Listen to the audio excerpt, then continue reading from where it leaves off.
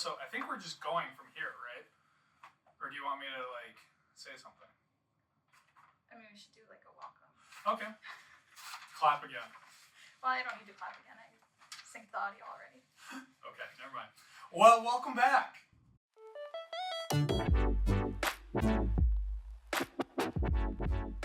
And welcome back to the second episode of Waiver Watch. My name is Tvedt. I am the Grassroots and Engagement Manager with ARRM, and I'm joined by Petersen, the Communications Manager at ARRM.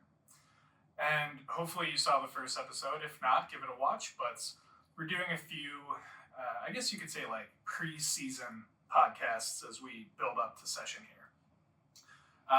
But before we get to session, all things legislative agenda, all things human services, which I know is probably why people would tune in to listen to me anyways. Why don't we talk about some of the events on the horizon? Because while the legislative session I know is going to take up a lot of people's mental capacity, there's way more fun stuff we do. No offense, Sarah. Do you want to start with talking about a couple of them? I would love to.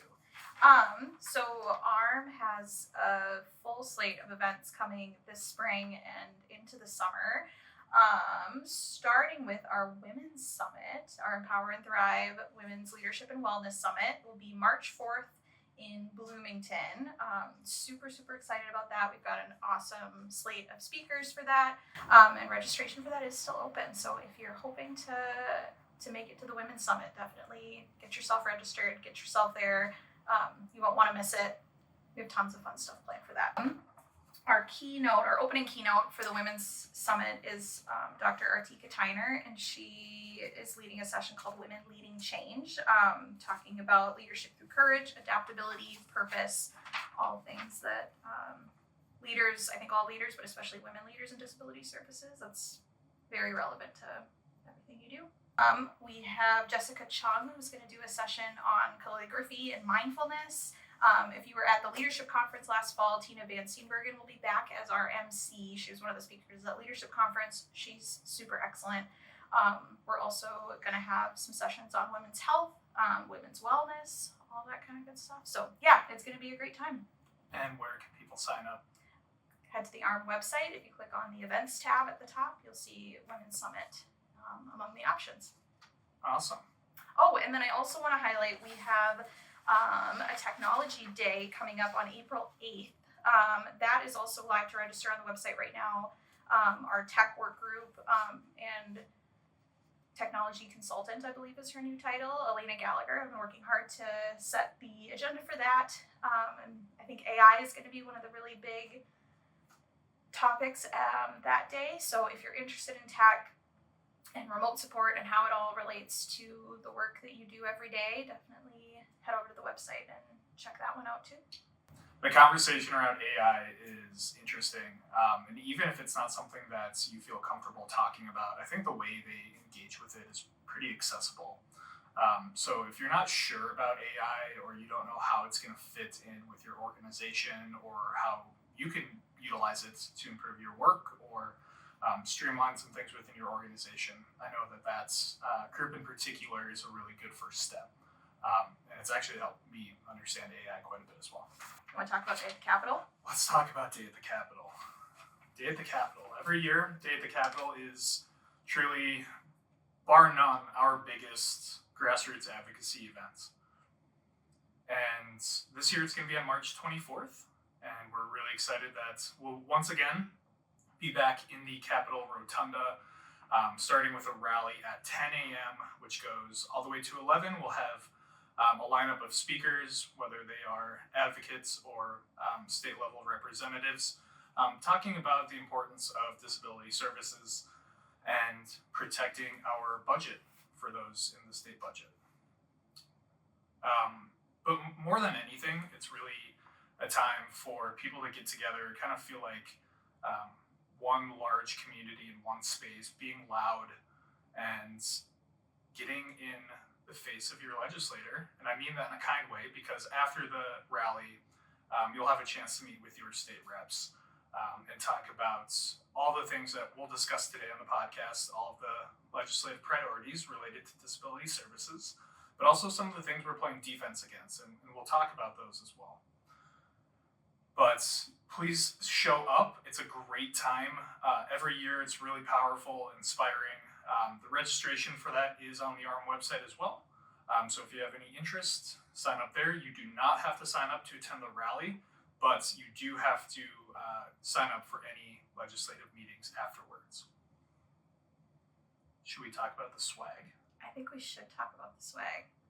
What do we have this year, Johnny? So this year we have fanny packs for all ARRM members attending the rally. In past years we've done stuff like scarves, mittens, hats. So we've completed our winter sets, the winter ARRM lineup. And now we're on to fanny packs. So come get a free fanny pack. We'll also have all the information that you'd want for those legislative meetings available to you.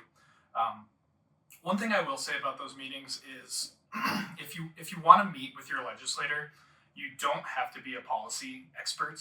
I know those conversations can get really in the weeds or people really stick to the script. Sometimes it's good to just show up and make yourself present and get a face-to-face meeting with the legislator just so they know who you are, know that these issues are important to you and preserving human services are important to you as well. So you don't have to be an expert. There's no barrier to entry for this. We try to make it as easy as possible.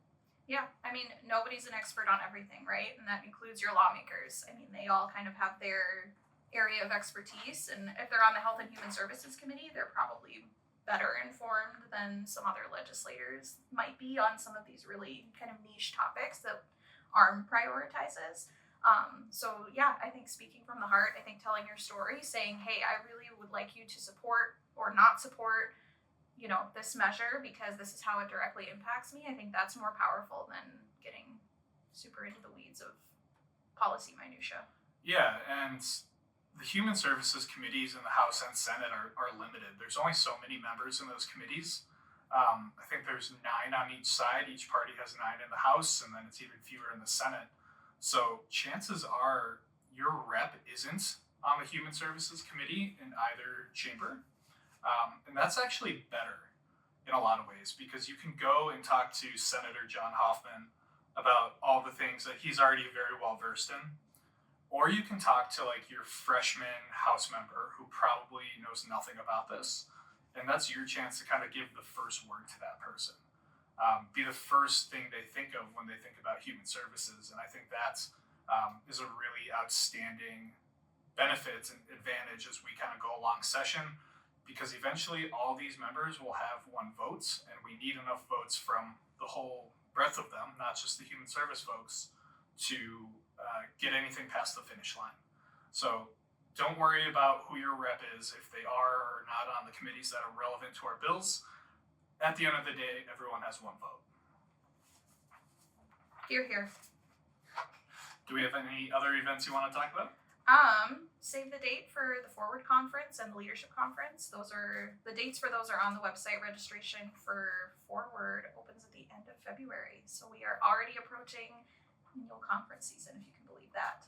And last year we were in Rochester. So this year we must be back in the Twin Cities. We are. We're back at Mystic. So everyone's very, very excited. We're hoping it's a record breaker.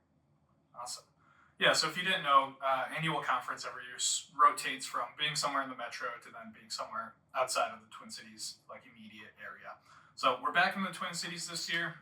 We've been at Mystic before. It's a great spot to host annual Forward Conference, and I'm excited to be back. Those are the events on the horizon. Yep. There's more to come. There's always more in the works. Even when the legislative session ends, we're still doing things to keep our members engaged and keep our legislators engaged. So it's not really... The legislative session ends in May, but it really never ends for us. And that includes our engagement with our members. But why don't we talk a little bit about session before we jump into our legislative priorities? Because it's creeping upon us. I should say speeding at us like a bolt of lightning, and there's nothing we can do to stop it. The session starts February 17th.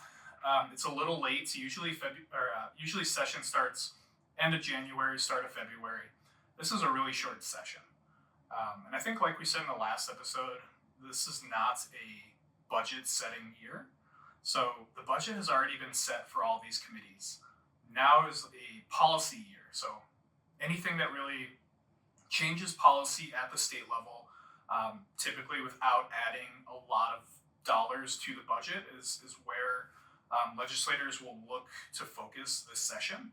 There's always the chance that things will cost or take away from the budget, but the bulk of that was done last year.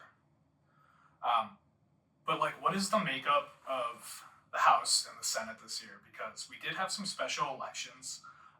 The elections in November kind of created a trickle-down effect where we had a House member who's now the mayor of St. Paul. We had another House member who's now in the state Senate. So it kind of creates these vacancies elsewhere. So throughout January, we had two special elections in District 64A and 47A. Those were DFL districts in the past. They will continue to be DFL districts going forward. Shelley Buck, the DFL endorsed candidate, won 47A. And Meg Luger-Nikolai, I hope I'm saying that right, won 64A, who is also in DFL. So it brings us back to a split in the House, a 50-50 split. We have 67 Democrats, 67 Republicans. The Speaker of the House is still Lisa Damuth. So not a lot of change there. It's more of musical chairs than it is actually changing the makeup. In the Senate, it's pretty much the same. So the DFL has a one-seat majority, 34 to 33, and Bobby Joe Champion, senator from District 59, is still the Senate majority leader. And then we're in an election year.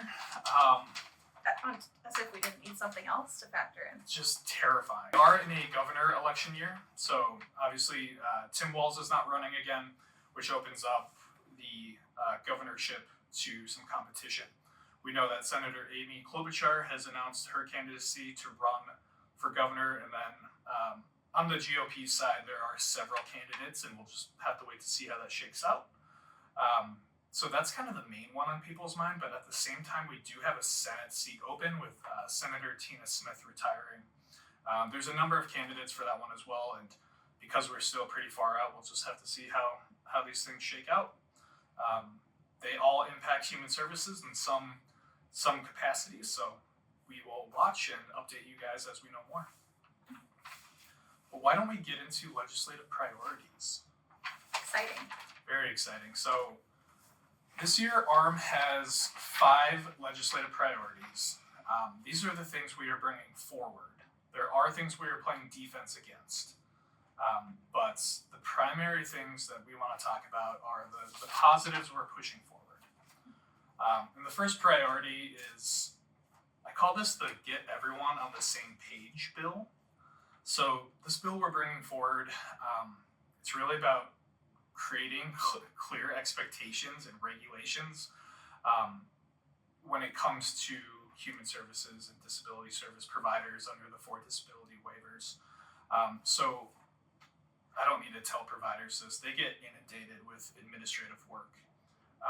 So this bill just sets statewide guidelines for clear documentation, expectations, and guidance, specifically setting statewide standards for documentation requirements for rate exception renewals, requiring written guidance for all community partners by DHS within 120 calendar days of CMS approval of a policy change.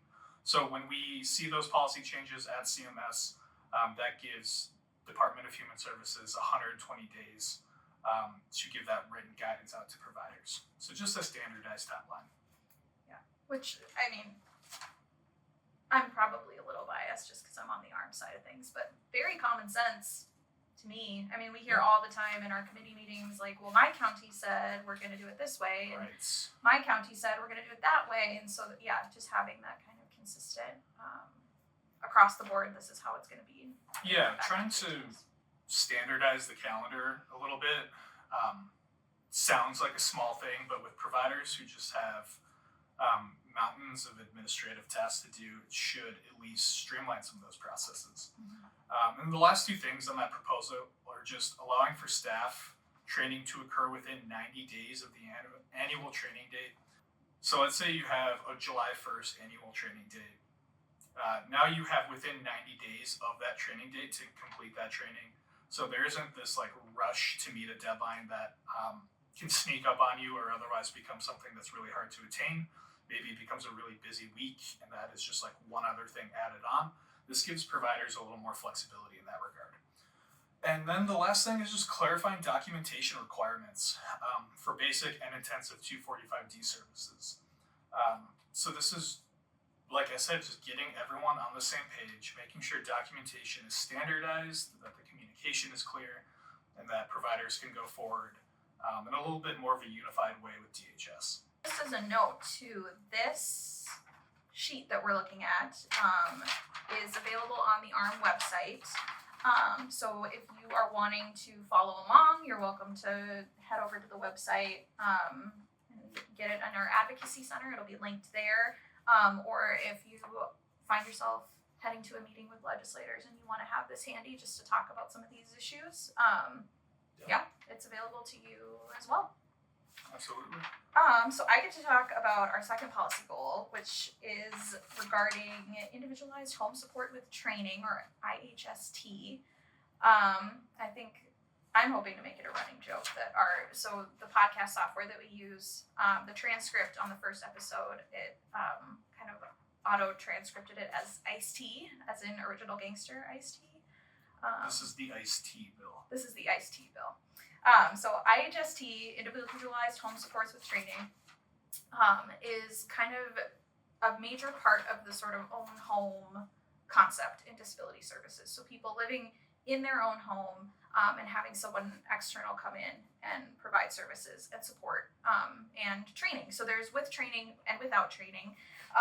And training, from what I hear from providers, can take many, many forms. So it's things like what you think of when you think of training, right? Where it's, okay, I'll help you learn how to wash a dish. I'll help you learn how to request your medication from the pharmacy, things like that. But can also take the form of someone using an assistive technology piece, alternative communication device, different things like that, how to handle certain situations.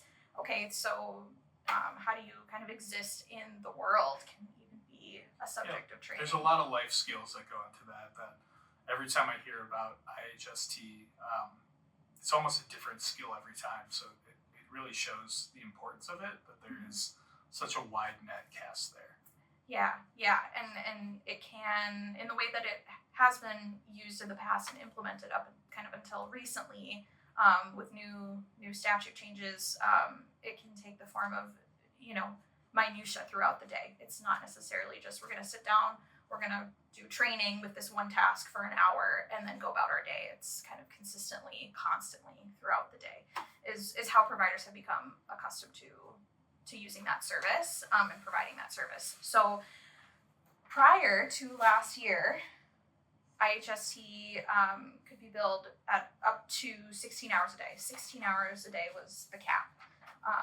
Last year that changed to a 6-hour cap with 3 hours consecutively. So the way that's being applied is a provider can offer IHST for 3 hours and then have to take at least a 15-minute break, and then they can provide an additional 3 hours. So really heavily reducing the amount of time available and then breaking it up. And that was part of balancing the budget was making that change. So that's a huge change for providers, a huge change for people receiving that service. I know people who are receiving that service and their families and their providers are all really concerned about how that's going to go. We are working on a one-pager that has more of the details on the change and how IHST is provided. But I believe from a survey that ARRM conducted of our members, it's something like 75% of the members that responded are providing more than 6 hours a day of IHST. So more than the new cap that has been put on. Yeah, so it's just too limiting a restriction. IHST is an important service, like we were talking about. There's a breadth of life skills that people learn through it. So you need more time than that. So getting rid of this daily cap is something we're going to be focused on this year, and creating an annual cap instead, and just removing that 3-hour consecutive language as part of it. So going from a daily to an annual cap, and just making sure people have the hours they need in a given day to get done what they want to get done with the service.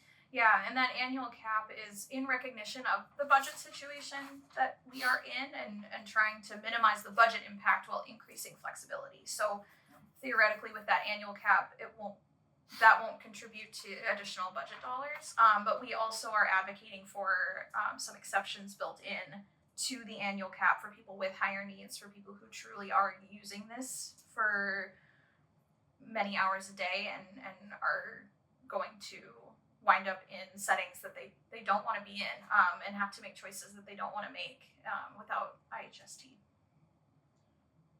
Well said. Thank you. So the third policy priority is really like a list of a few things to help individuals with complex needs.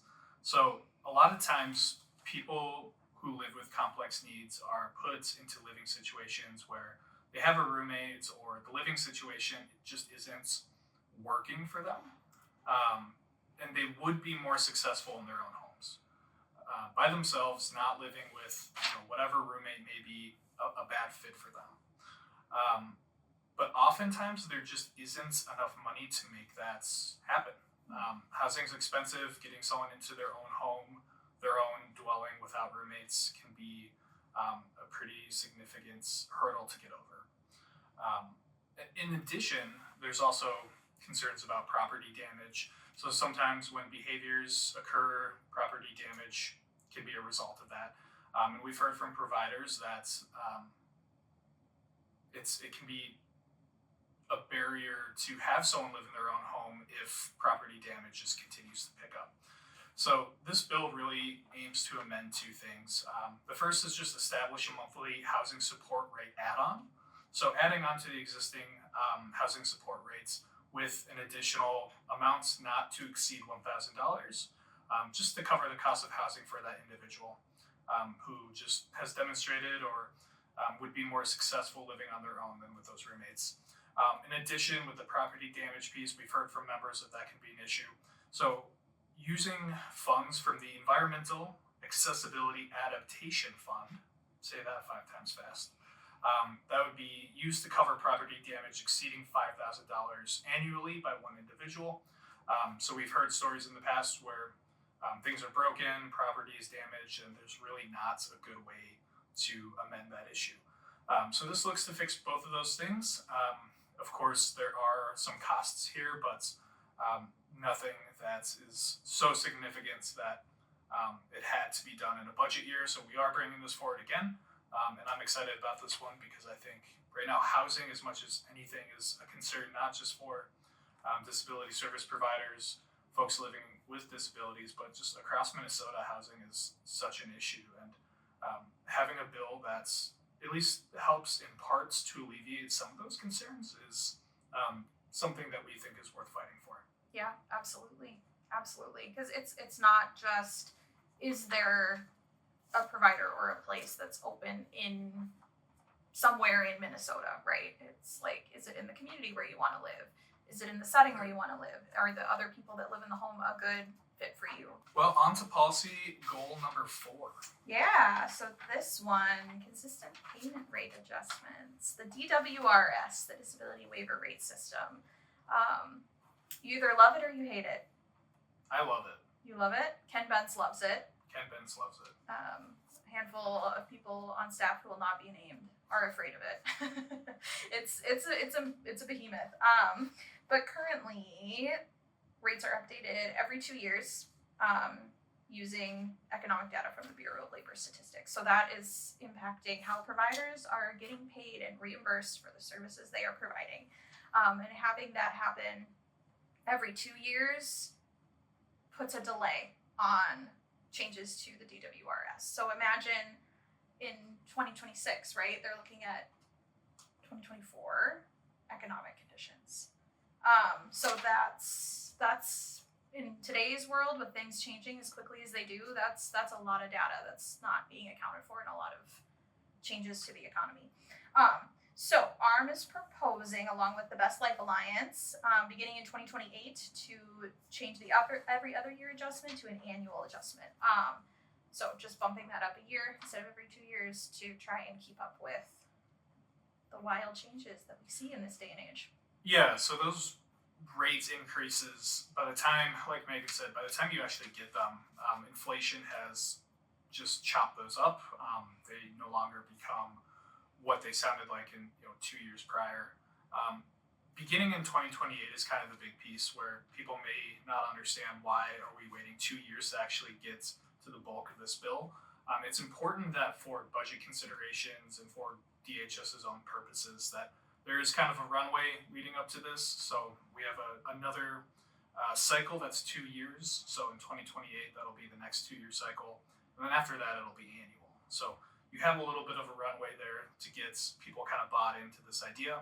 And from there, hoping for yearly adjustments.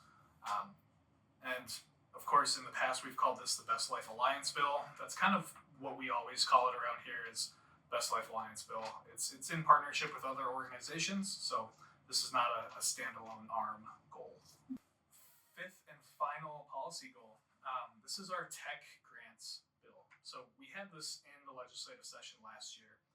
It's a pretty straightforward bill. It just proposes the establishment of a $500,000 grants appropriation. So that's done through the Department of Human Services, and it's awarded to an applicant to educate and advance in the use of assistive technology. If you don't know, assistive technology is, in a lot of ways, I think, a critical part of the future of disability services. With staffing being difficult and this deluge of budget cuts, it becomes hard to do a lot of the things that you are expected to do as a provider. And there's just this multitude of technological solutions that plug in where we no longer can, or there isn't an employee to plug in for it. So assistive technology just runs the gamut of ways to support individuals, and this grant aims to establish some education around that, hoping to spread the use of assistive technology to providers, the state over. Before we wrap up, I just want to give a few logistical bits of information about committee this year at the state legislature. So we always encourage members to show up to committee, whether it's in the House or in the Senate. Human Services is a largely bipartisan committee. So whatever your background is, whatever your leanings are, it is a really, I would say, inclusive and accessible space to get into and join. So if you're interested in that at all, the House Human Service Committee meets Tuesday, Wednesday, and Thursday, 8:15 a.m. in Capitol Room 123. So if you've been to the Capitol building, it's right next to the rotunda on the first floor. Again, that's Tuesday, Wednesday, and Thursday, 8:15 a.m., Capitol 123. If you want to go to Senate Committee, that's in Senate Room 1200. So you walk into the Senate building, you go up the first flight of stairs there. The Senate hearing room is right in front of you. It's the very first one. That's Monday and Wednesday from 3 to 5 p.m. Busy Wednesday. We have a busy Wednesday. So if you go to the Capitol on Wednesday, you can go to 2 committees if you really feel like going crazy. But the last thing before we close out today is just a message to all of our members or viewers. And if there are things you want to hear or have us touch upon on these podcasts, please let us know. We're always looking for ways to engage with members, improve the product we have here, and keep you guys informed on all the things you want to be informed about. So where can they go to reach out to us with any of that? Questions@arrm.org, and it'll get routed to us. Questions@arrm.org. If you want to email us, those questions will make their way to our inboxes. And we'd love to hear from you. So any feedback, send it that way. And that's all I got today. That's all I got. Thanks for listening to Waiver Watch. Thank you, everybody. We'll see you next time. Thanks for tuning in to the Waiver Watch podcast produced by ARRM. Be sure to follow us wherever you get your podcasts and on YouTube, as well as our other social media. Be sure to tune in next week, and we will see you soon.